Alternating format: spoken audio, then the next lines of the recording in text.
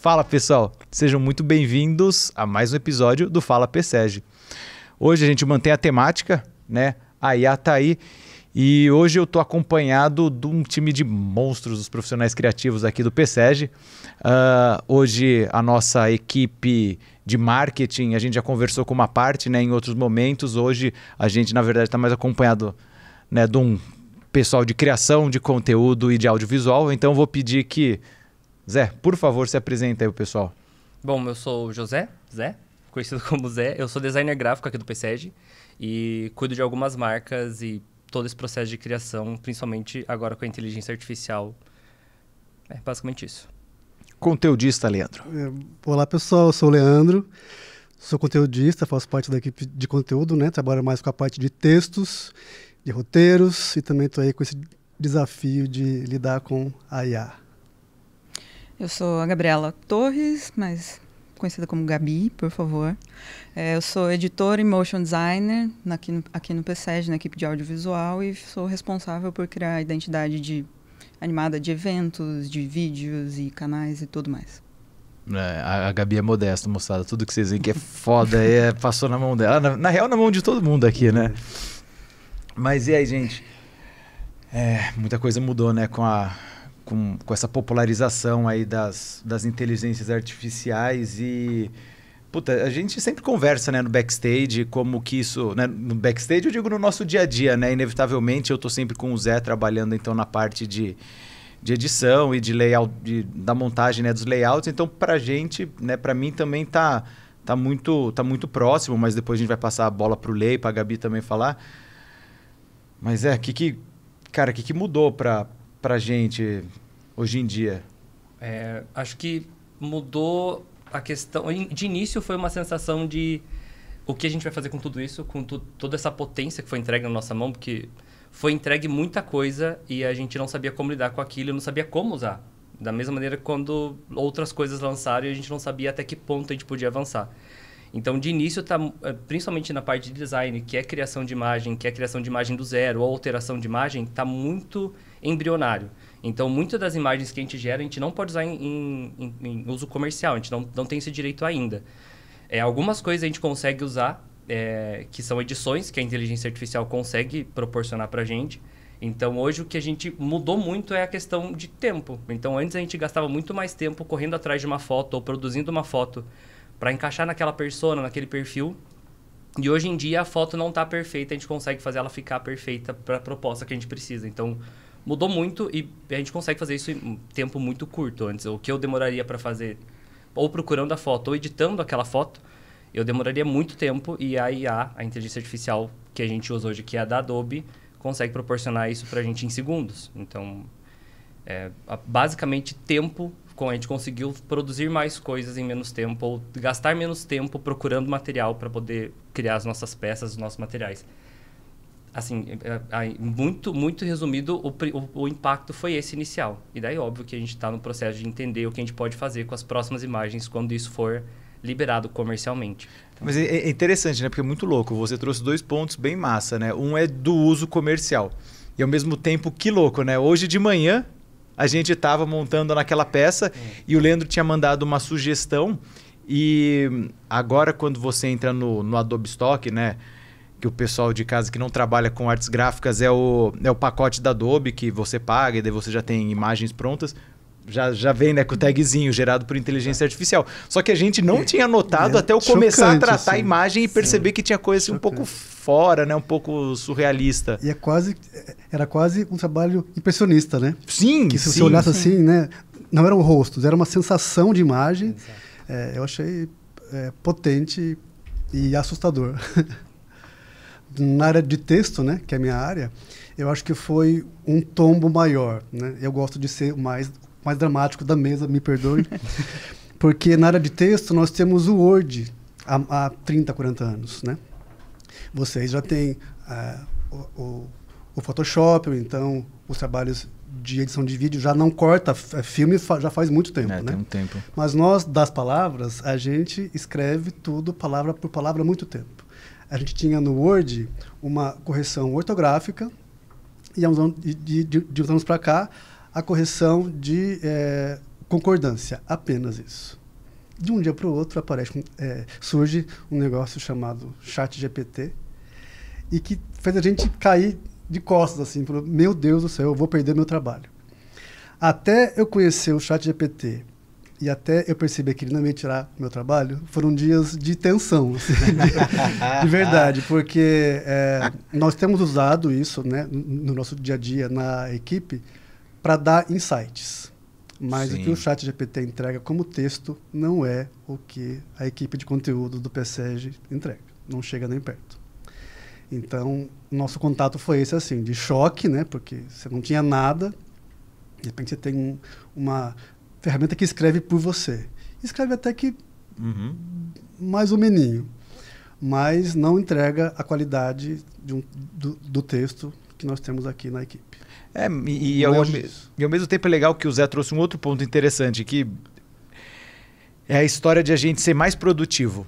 Né? E da mesma forma que agora você trouxe, eu nunca tinha parado para pensar nessa história do Word, né? Que, porra, ele revisa para você, ele mostra um erro ortográfico, né? E isso é muito bom. Sim, ajuda né? muito. Então, no nosso caso, também te permite fazer um negócio muito mais rápido, né? Tratar uma imagem. Sim. E no caso também de pesquisa, né? Porque, assim, muitas vezes a gente tem que falar sobre temas muito diversos. Na segunda-feira, um texto no blog sobre finanças. Na quarta, sobre agronegócio. E na quinta, sobre educação. Então, são temas muito distintos. Para pesquisar isso no Google, fonte por fonte, é muito demorado, né? No sentido de ter insights. Já com o ChatGPT, ele dá insights. Não nos exime de lá ter que ir atrás das fontes, porque isso é muito importante. Mas ele dá insights, assim, porque ter ideia, né, todos os dias é difícil. É difícil. Né? Muito difícil. Fala, nossa, vocês são criativos. Gente, ser criativo todo dia não é fácil, né? Se for lá de vez em quando, ok, mas para quem trabalha com isso é muito difícil. Então, o ChatGPT tem nos ajudado no sentido de dar insights, né? De ter ali, de ser quase que uma ferramenta de busca em forma de texto. Mas ele não entrega texto ainda para a gente no nível que a gente gosta de ter aqui no PSEG. Ô, Gabi, a gente tinha conversado, né, também lá no dia que a gente estava alinhando esse papo, e eu já falei que eu não queria saber justamente para a gente trocar essa ideia real. Sei lá, por exemplo, eu e o Zé, a gente com o pacote Adobe, a gente já tem uma inteligência que está avançadinha, tal, tem um monte de coisa legal. E daí você falou que você também usa para edição de vídeo. O que você está usando e como que ela te auxilia? Eu acho que a inteligência artificial no audiovisual, ela está inserida de uma forma mais simplista, digamos assim, há mais tempo do que na edição de imagem, no caso do Photoshop.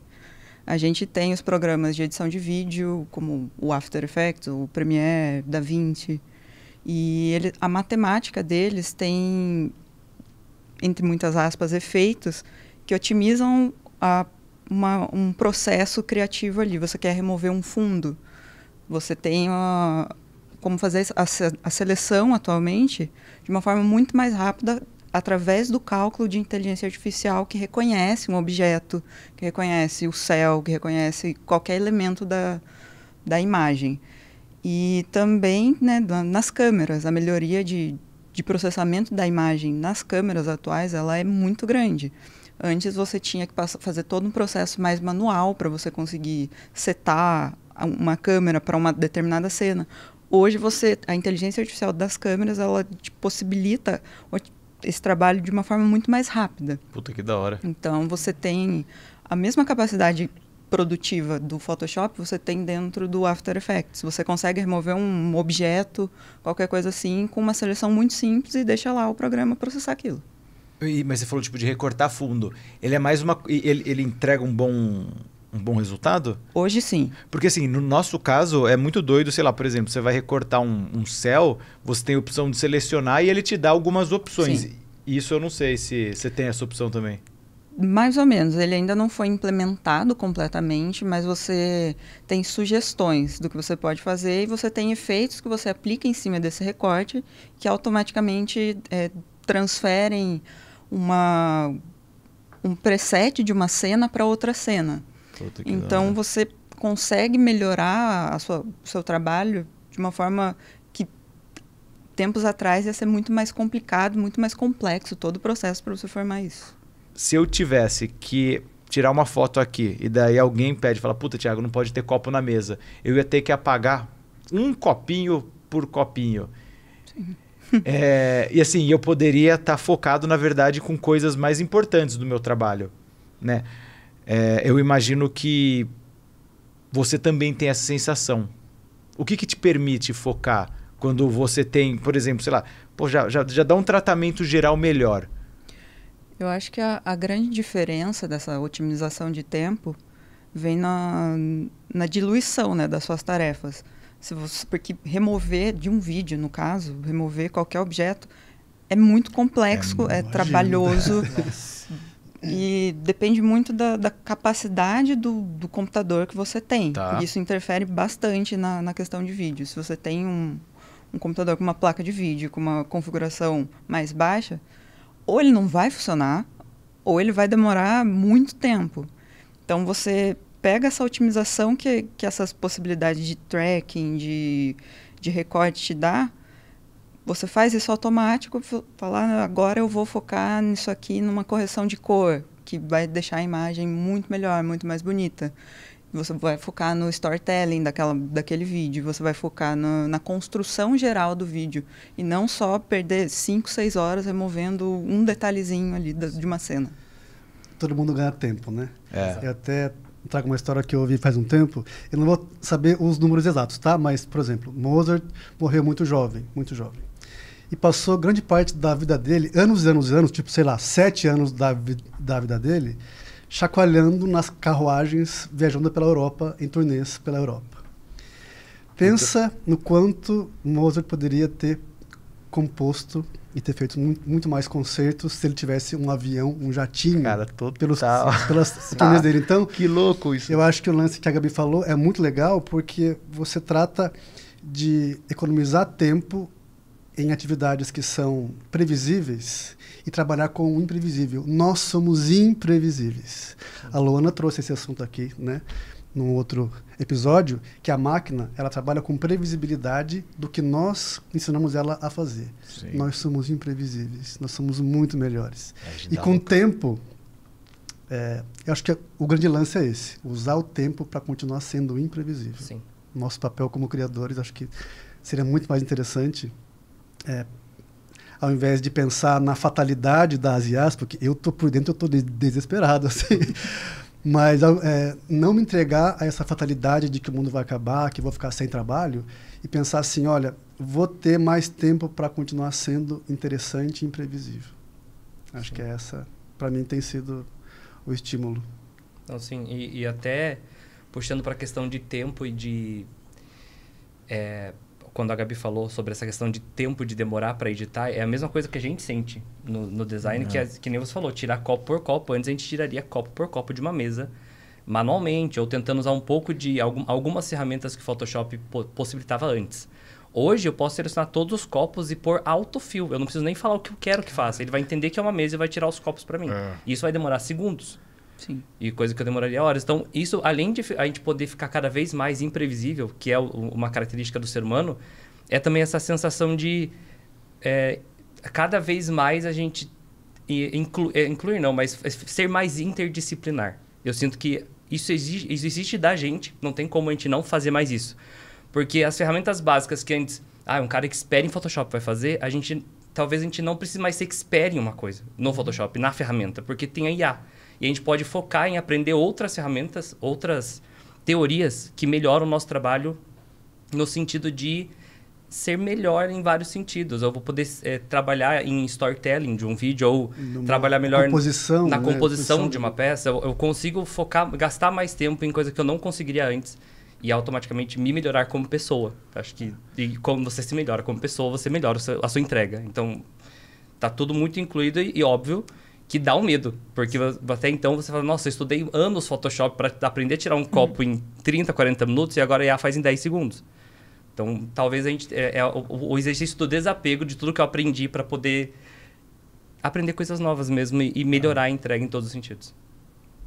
É isso. O Daniel falou num papo que a gente teve sobre isso, o Daniel é o diretor aqui do PSEG. O grande lance é você ter mais tempo, né?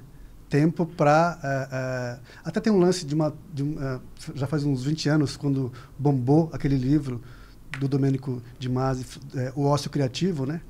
A gente só pode criar se a gente tem tempo para isso. Se o nosso trabalho, dia a dia, é sol a sol, no caso aqui não é sol, mas a gente trabalha... Sim, claro. Né? Sempre, se tudo for um esforço, não sobra tempo para a criação. A criação, ela exige um respiro. E quem sabe a gente também tem que tomar um pouco de cuidado para não entrar nesse turbilhão, né?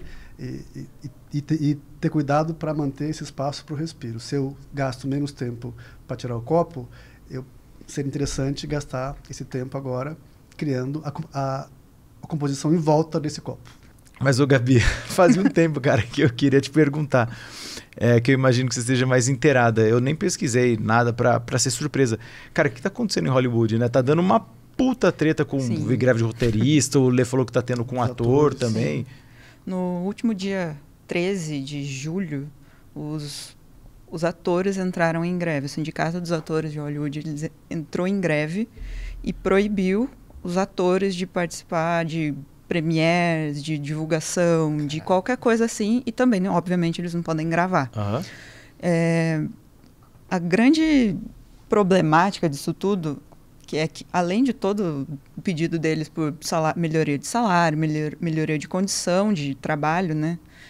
Para poderem receber de forma correta os royalties das séries que já são mais antigas, mas que são reexibidas em streaming.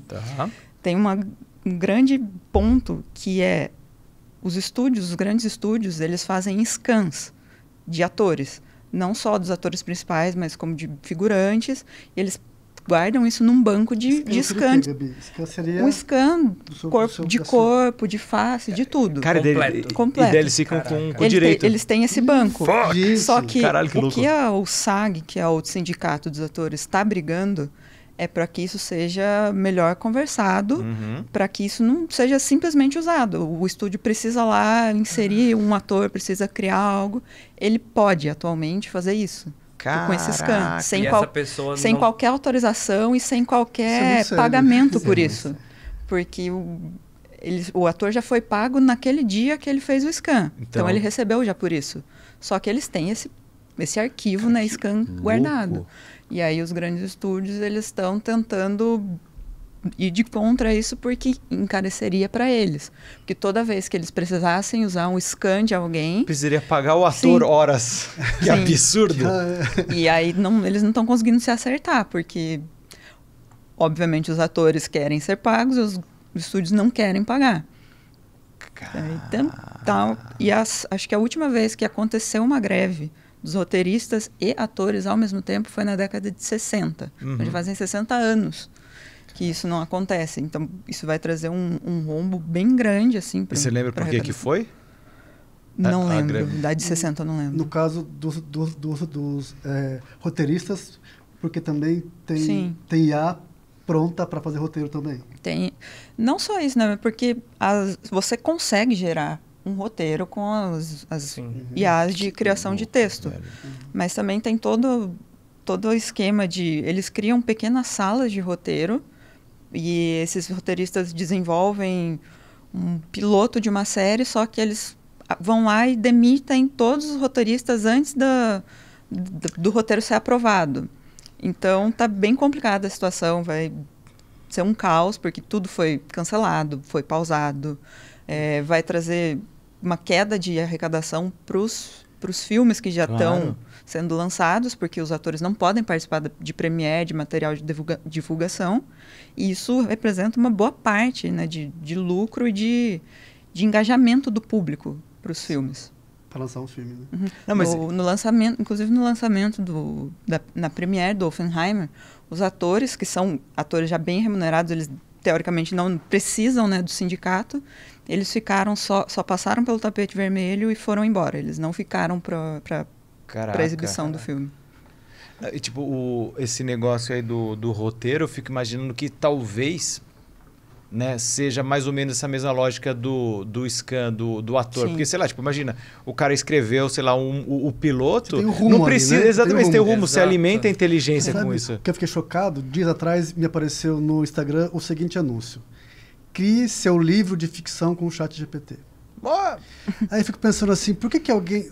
O ato de produzir arte, de produzir conteúdo, é um impulso pessoal. Sim, né? Você escrever um livro é uma coisa sua. É quase como você falar assim, vai na academia por mim, sabe assim? Male por mim, ou então vá ao médico por mim.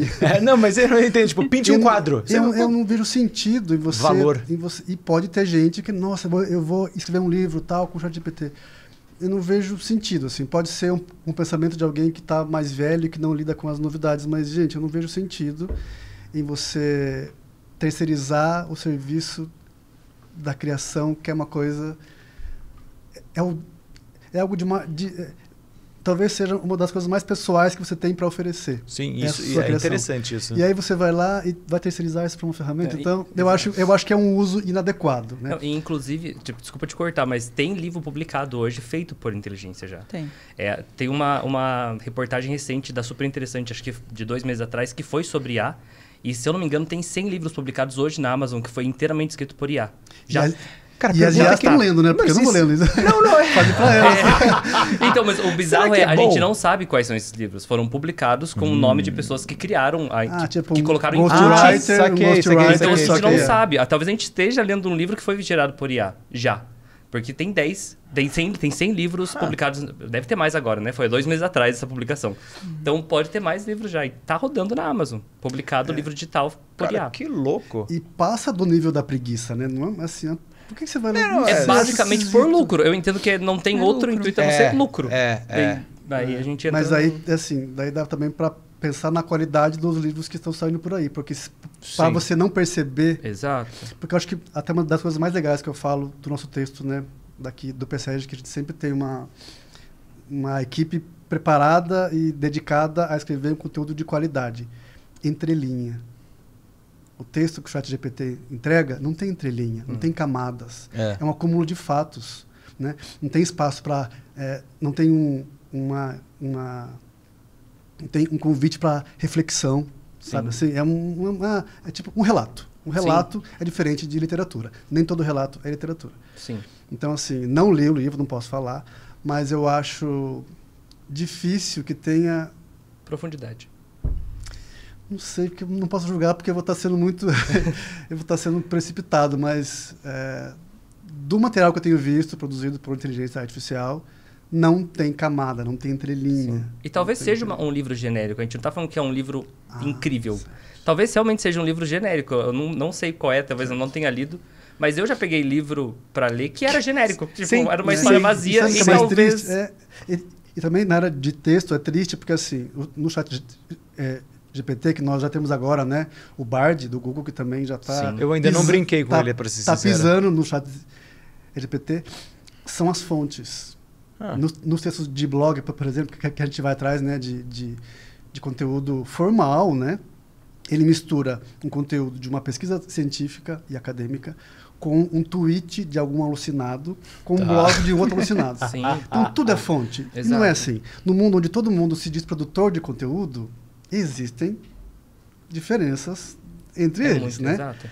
Hoje em dia, todo mundo, não tanto mais com texto como era antes, né? Mas hoje em dia, com TikTok e afins, todo mundo hoje, o sonho de todo jovem hoje é ser produtor de conteúdo. Né? Então, o nosso desafio como produtores de conteúdo numa empresa que se vende como produtora de conteúdo educacional é a gente ser mais interessante do que essas pessoas que não são profissionais nessa área. Sim. Porque a gente está competindo com vídeo de cachorrinho no Instagram. A gente já teve esse papo, né? Com vídeo de gente lavando tapete. Exato. Né? Então, assim, tem que ser interessante num mundo onde todo mundo produz conteúdo. Todo mundo produz conteúdo. Sim. Mas também tem uma coisa legal que talvez a gente... que talvez a IA não consiga entregar, que é o humor. Que é a graciosidade no texto publicitário. Os trocadilhos. Sim. As palavras de duplo sentido. Né? Sim. Então, talvez, eu acho que a IA não chega nisso ainda. Não ainda. E eu acho que até ela, por enquanto, não consegue entregar. Inclusive, nesse artigo da Super Interessante que eu li, ele fala sobre gerar textos no ChatGPT E nesse caso, o cara que escreveu pediu para gerar alguns textos. Inclusive, tem um trecho do próprio artigo que foi criado por IA. Ele deixou ali para a gente poder entender a diferença. E ele pediu para gerar... eu trouxe essa revista, que foi muito interessante. E ele pediu para a IA colocar também as fontes. Então, escreva um texto e coloque a fonte. E ele foi checar fonte por fonte. E as fontes, 90%, 80% foi considerada falsa. No sentido de, ela coloca o nome do livro, mas coloca a página, ou coloca a página errada, ou coloca um artigo científico, mas não coloca o lugar certo onde está, e o cara não encontrou a informação exata de onde ela tirou. Então aí é muito problemático, onde eu vou viajar mais um pouquinho e ir para o vídeo do Átila, que eu assisti recentemente, não sei se vocês conhecem. Átila é marido? Isso, ele. E ele fala exatamente sobre o problema da IA estar gerando tudo com muita convicção, é a gente se perder até o que é realidade e o que não é. Então ela está gerando com muita convicção. Duvidar então aí entra o ser humano para ser crítico e falar, cara, isso não é verdade. É isso. Então a gente precisa, não tem como a gente, porque ela vai criar com convicção tudo que a gente pedir para ela criar. E vai trazer dados e vai trazer fontes falsas, e se a gente não for crítico o suficiente, a gente vai só acreditar e seguir a vida. Total. Então, isso que já traz é assim, o desafio é nosso. Exato. De nos mantermos criativos e críticos, né? Então acho que é bem por aí. E você tá bem... Acho que de todo mundo você é o que tá mais otimista, Lê. Por que vocês... É tudo falsidade, eu tô desesperado. Eu tô achando que é o fim do mundo, mas eu tenho que... A gente lidou com várias coisas, a gente vai ter que lidar. Inclusive, eu acho que esse projeto, né, fala de... Assim, a IA tá aí. O que eu vou fazer? Eu vou me desesperar? Não. Vou interagir e vou ver no que dá. Não vai adiantar eu me desesperar, porque eu tô desesperado por dentro. Eu adoro uma tragédia, né? Eu adoro um drama, uma tragédia, mas eu não posso me entregar. A gente não deve se entregar, né? O mundo passou por várias transformações e agora chegou perto da gente, perto de mim, né? Que a gente até falou. A Kodak fechou, não revela-se mais fotos, né? A Blockbuster fechou, não se aluga mais fitas de vídeo, né? Então, e o mundo continuou. Você pode passar por transformações, a gente vai sobreviver. Exato. E você para pensar, perceber que tudo isso são coisas muito físicas, né? Eram coisas que a gente simplesmente trocou o físico por algo digital. Sim. E nesse caso a gente não tem como trocar o humano por IA. Não tem como fazer isso. Talvez ela consiga replicar muito o que a gente faz. Replicar no sentido de... Hoje eu compartilhei com você uma tirinha. Se eu puder, eu compartilho com vocês. Mas é uma tirinha falando sobre a IA gerando tudo. Basicamente, gerando todo e qualquer conteúdo. E daí, o cara na tirinha fala... essa IA consegue replicar o movimento que a gente está fazendo. E daí o outro responde, mas ela não consegue amar, por exemplo. E ele contradiz, mas ela pode fingir, ela pode agir como se estivesse amando. E daí alguém vai saber a diferença? Só a gente vai saber a diferença se ela está fingindo que está amando ou está amando de verdade. E olhe lá. Então, assim, a gente tem um desafio muito grande que é poder olhar para a IA e saber que...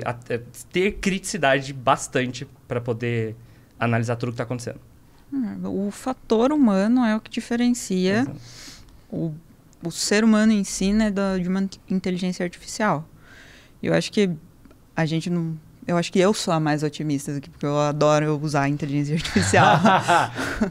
Mas eu acho que o que a gente tem que pesar muito e não cair nesse medo de mundo distópico controlado por IA e etc., e que o ser humano vai ser substituído, é que essa diferença massiva que existe entre o usuário comum de uma inteligência artificial e um profissional é muito grande.